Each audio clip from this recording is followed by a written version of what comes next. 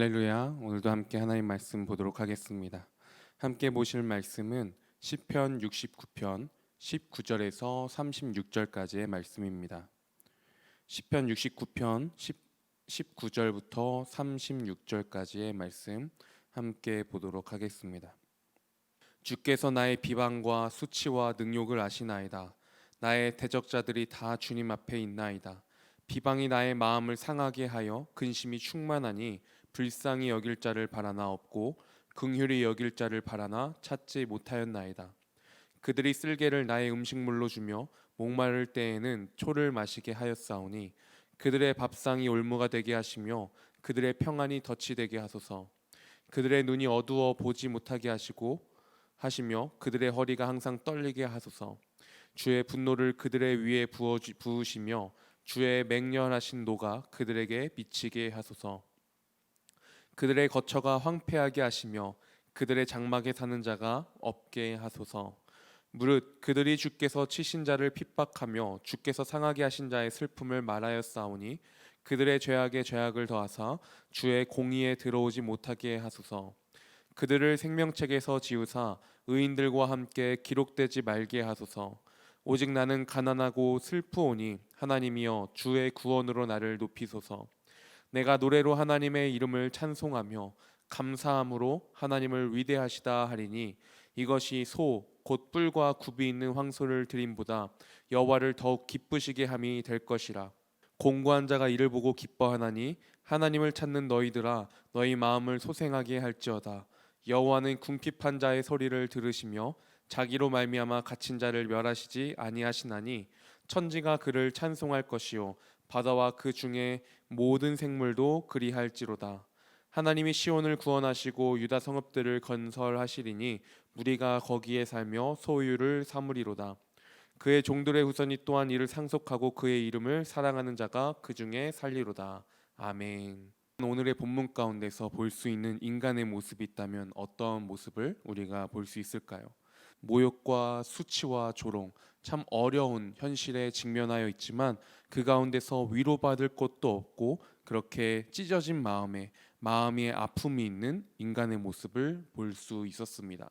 그리고 더 나아가서 또 한 가지 볼 수 있는 인간의 모습이 있다면 그런 마음의 아픔, 슬픔 가운데 이제 분노를 하고 있는 대적들을 향한 분노를 하나님께 표출하고 있는 인간의 모습을 볼 수 있죠. 그렇다면 오늘 본문 가운데 볼 수 있는 하나님의 모습은 어떠한 하나님의 모습입니까?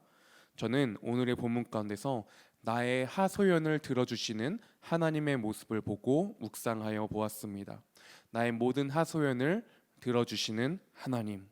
맞습니다. 그 하소연에는요, 우리가 과격하게 또는 그 감정적으로 우리가 치우쳐서 그렇게 말하는 그 모든 것들까지 포함이 되어져 있죠.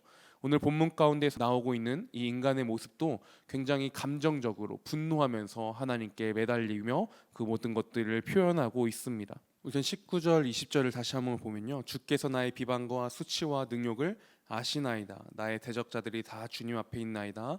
비방이 나의 마음을 상하게 하여 근심이 충만하니 불쌍히 여길 자를 바라나 없고 긍휼히 여길 자를 바라나 찾지 못하였나이다. 이 말씀을 통해서 볼 수 있는 건 무엇입니까? 우선 나도 하나님께 나아가서 하나님께 그 모든 상황들에 대해서 하소연하지만 하나님께서 그 모든 것을 아신다라는 것입니다. 나의 아픔들, 내가 하나님께 말씀드리지 않아도 하나님께서 나의 모든 상황과 그 마음을 알고 계시는 하나님이십니다. 그리고 그 나의 모든 것을 아시는 하나님께 모든 것을 아뢰면서 나아가고 있는 인간의 모습이죠. 이 인간의 모습, 어떻게 보면 다른 사람들에게 위로를 구하고 정말 동정을 바라고 여러 가지 모습들을 위안을 받으려고 애썼을 것입니다. 하지만 그럴 수 없었다라는 것입니다. 20절 말씀에도 우리가 함께 보았죠. 불쌍히 여길 자를 바라나 없고 긍휼히 여길 자를 바라나 찾지 못하였나이다. 맞습니다. 우리가 어떤 사람들이, 나의 가장 친한 친구가, 나의 사랑하는 사람이, 나의 가족이 때로는 나의 아픔과 그 모든 것들을 이해해주고요, 들어주기도 합니다. 하지만 때로는 그 사람들에게 계속 이야기를 하다 보니까 그것이 내가 미안해져서 혹은 저 사람한테 안 좋은 영향을 끼칠 때가 있어서 우리가 말하지 못할 때가 얼마나 많습니까? 혹은 그렇게 말할 수 있는 사람이 없어서 내가 아프고 슬플 때가 있지 않습니까? 때로는 그렇게 말했는데 저 사람을 통해서 내가 위안을 받지 못할 때가 우리도 있지 않습니까? 그러나 그 상황 가운데서 나의 모든 것을 아시는 분이 계시니 누구이시라고 말씀했습니까? 바로 하나님이시라는 것입니다. 그 하나님께서 나의 모든 것을 아시고 그 하나님께 우리의 모든 것을 아뢰면서 나의 감정적으로도 좋습니다. 나의 모든 것을 주님께 맡기면서 하나님, 저 사람, 저 원수 하나님의 뜻대로 벌해 주세요. 하나님, 저 사람은 저렇게 서 있을 만한 사람이 아닌 거예요. 주님, 저 사람을 쫄딱 망하게 해 주세요. 주님, 벌해 주세요. 라고 하면서 하나님께 하소연하고 있는 오늘 본문에서의 인간의 모습을 우리가 볼 수 있는 것이죠. 그 누구도 동정해 줄 수 없습니다. 그 누구도 그 모든 것들을 다 이해해 주고 위로해 줄 수 없습니다. 하지만 그럼에도 불구하고 하나님께로 나아갈 때 우리의 모든 것을 알고 계시는 그 하나님께서 나를 향해서 우리를 향해서 위로해 주시고 나의 하소연을 들어주신다라는 것입니다. 이 하소연함 가운데 오늘의 이 시편의 저자는 어떻게까지 이야기합니까? 24절, 25절에 보면은 한번 제가 세 번역으로 읽어보겠습니다. 주님의 분노를 그들에게 쏟으시고 주님의 불붙는 진노를 그들에게 쏟아부어 주십시오. 그들의 거처를 폐허가 되게 하시며 그들의 천막에는 아무도 살지 못하게 해주십시오. 24절, 25절을 보니까 주님의 분노를 내 원수들에게 부어줘 달라고 하나님께 하소연하고 있습니다. 어떻게 보면 이런 기도의 제목들이, 이런 모습들이, 분노에 가득 찬 이 시편 저자의 모습이 왜 저래? 예수님을 믿는 자로서 저러면 안 되지 라고 이야기할 수도 있을 것 같습니다. 맞습니다. 우리가 가능하다면 그렇게 하나님 앞에 주여 용서하여 주시옵소서 라고 나아갈 수 있다면 좋겠지요. 하지만 우리들은 우리들의 모습을 알고 있지 않습니까? 때로는 내가 그 감정을 통제하지 못할 때가 있는 것 같아요. 내 감정 가운데, 그리고 이 상황 가운데 하나님께 뜻에 맞지 않는 것이라고 느껴진 가운데 내가 저 사람을 축복할 수 없고 용서할 수 없을 그때가 우리 가운데도 찾아오는 것 같습니다. 그렇다면 그때 우리는 어떻게 해야겠습니까? 이 기도가 하나님께서 기뻐하시지 않는 거야 라고 하면서 하나님께 등을 돌리며 내가 알아서 그 일을 처리하려 해야 하겠습니까? 이런 상황 가운데 우리가 많이 하는 실수 중에 하나가 무엇입니까? 내가 그렇게 저 사람을 위해서 분노하며 기도하는 것이, 하나님께 나아가는 것이, 이 분노의 마음 그 자체로 하나님께 기도한다라는 것이 하나님께서 기뻐하지 않으시기 때문에 내가 기도할 수 없어. 그리고 이런 마음의 상태에서 하나님께로 나아갈 수 없어 라고 하면서 점차 그 상황 가운데 오히려 더욱더 기도해야 할 때인데 하나님께 기도하지 아니하고 점차적으로 다른 길로 나아갈 때가 우리가 있는 것 같습니다. 그런 실수를 자주 범하곤 합니다. 하지만 오늘 본문을 통해서 우리가 볼 수 있는 인간의 모습과 하나님의 모습은 무엇입니까? 맞습니다. 우리가 분노하고 마음에 아픔이 있고 시련이 있을 때, 답답함이 있을 때, 그리고 그 상황 가운데 그 누구도 위로해주지 않은 그 상황 가운데서 그럼에도 불구하고 나의 마음에 완악함이 있고 분노가 있을지라도 그 가운데서 우리는 하나님께 아뢰며 하소연하며 기도하며 나아가는 우리들의 모습이 되어야 한다라는 것입니다. 그리고 그 모든 것들 가운데 들어주시며 위로해 주시며 하나님의 뜻대로 그것들을 이루어 가실 하나님의 모습을 또한 우리 본문 가운데 볼 수 있는 것이죠. 이러한 본문 가운데 그렇다면 우리는 어떤 발걸음으로 이제 나아가야 하겠습니까? 저는 오늘의 본문 가운데 다시 한번 이렇게 다짐해 보았습니다. 나의 있는 모습 그대로 나아가기 원합니다. 맞습니다. 때로는 내 감정에, 여러 가지 상황에, 어려움에 두렵기도 하고요, 떨리기도 하고요, 분노하기도 하고요, 여러 좀 안 좋은 방향으로 내 마음이 향할 때가 있는 것 같습니다.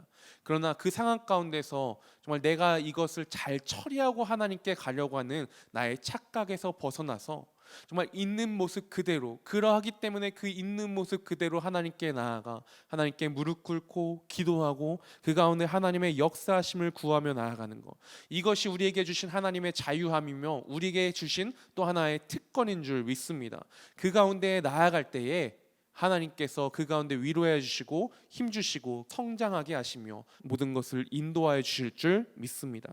그렇게 하나님께 나아감 가운데 이 시편의 뒤의 모습이 어떻게 됩니까? 하나님을 찬양하며 나아가고 있습니다. 30절 말씀이죠. 내가 노래로 하나님의 이름을 찬송하며 감사함으로 하나님을 위대하시다 하리니. 네. 하나님을 원망하는 기도로 시작하였지만 기도 가운데 내가 하나님께로 나아가고 그 가운데 내가 낮아지고 하나님의 마음이 내 안에 심겨지고 그 안에서 하나님을 찬송하는 자리로 변하여지게 되더라는 것입니다. 맞습니다. 우리의 아픔과 그런 분노와 그 모든 것들, 그렇지만 그 있는 모습 그대로 오히려 더욱더 하나님 붙잡고 하나님께 하소연하며 하나님께 기도하며 나아가는 그 자리 가운데 하나님께서 역사하시고 하나님께서 은혜를 베풀어 주시며 그 자리가 아픔의 자리였지만 슬픔의 자리였지만 답답함의 그 마음의 자리였지만 그 자리에서 우리가 하나님을 찬송케 하시는 하나님이시라는 것입니다. 그 하나님을 찬송하는 그 모습들, 그런 경험들, 그 은혜의 변화의 간증들이 우리 가운데 더욱더 넘쳐 흐를 수 있기를 소망합니다.